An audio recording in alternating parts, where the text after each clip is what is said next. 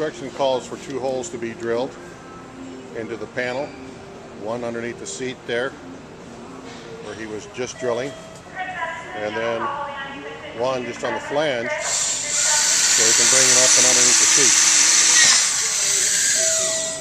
seat into plastic. The drill size is in the manual. It tells you what size that drill is, okay? So you got 2 holes.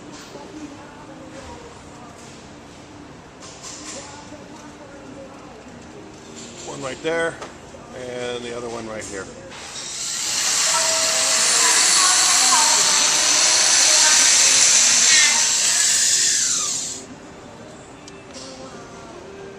Now the instruction calls for 2 holes to be drilled into the panel, one underneath the seat there where he was just drilling, and then one just on the flange so he can bring it up and underneath the seat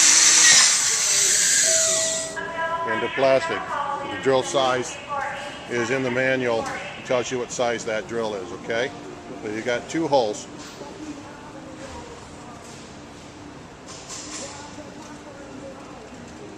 One right there and the other one right here. Now you're probably asking, what the heck are those holes for? Well, actually they're so you can put a zip tie through it and tie up the cabling. That gets it up and out of the way, and so it's just zip tied on there to hold it in place. Gets it away from the heat shield, keeps you near the gas can. Go ahead and route it now along the line of the frame back into the headlight. So here's your path of travel.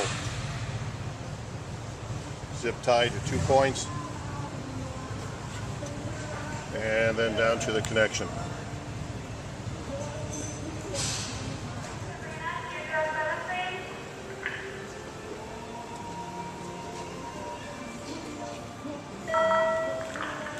George, build up the speed, George.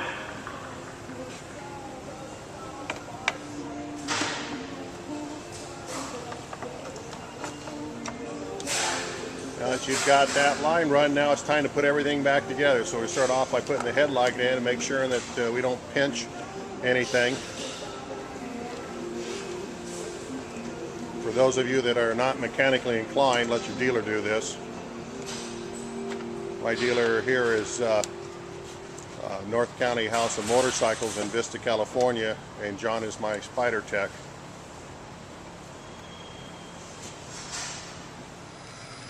For those of you that have mechanical tools, John is using a magnetic socket so that he can just get those screws right in, and he's got a reach on it.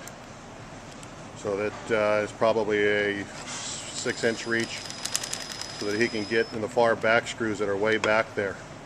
Okay, here again it's magnetic, so you don't drop the screw and lose it someplace and then spend the next 3 hours trying to figure out where the heck the screw went. And for the final tight down, he used a T-handle just to make it down tight to hand tight, so that he's got it secured back in place with the magnetic, getting it started and getting it screwed most of the way in with the final touch with a T-handle.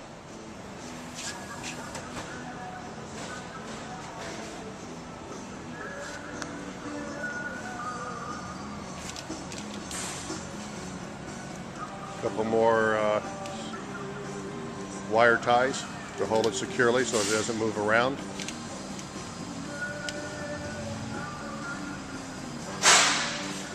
And we're actually getting close to being done. I'll let you know how long this takes. Dealer, it's a 2 hours in the book for the dealer.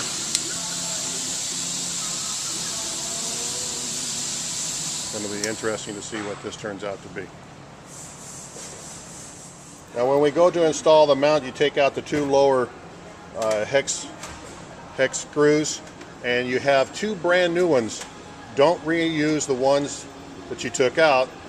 BRP wants you to replace those with the two brand new ones that are supplied within the box. Okay, and they will be torqued down to whatever the poundage is. So you're going to be resetting brand new, longer hex screws in here. to make up for the mount, and BRP supplies these to you.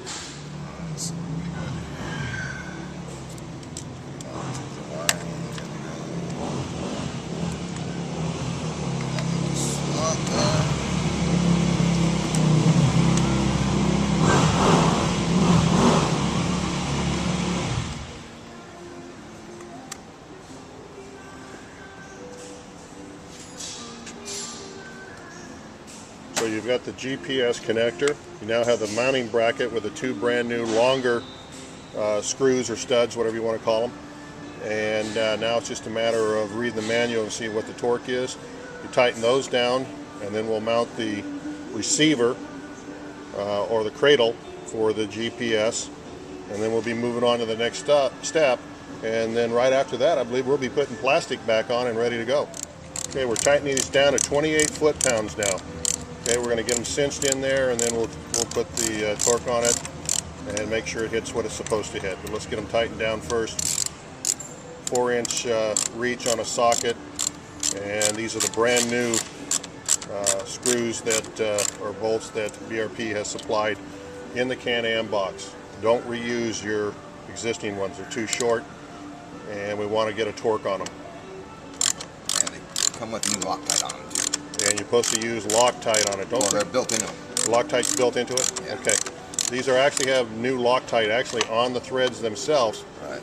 so that you don't, they won't back out after you get the 28 foot-pounds on it. And so it's another reason you should use the brand new ones and not the old ones. And torque it down to 28 foot-pounds.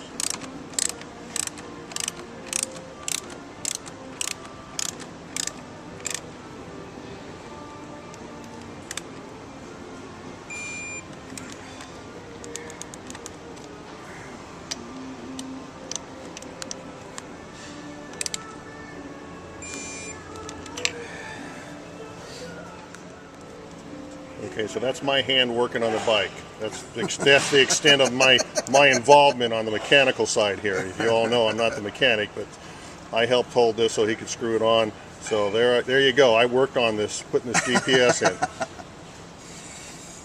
Okay, so we've got everything installed. We've got the connections that were soldered together with a heat gun. We've got the routing back up into the behind the headlight area, and then back up to the ignition.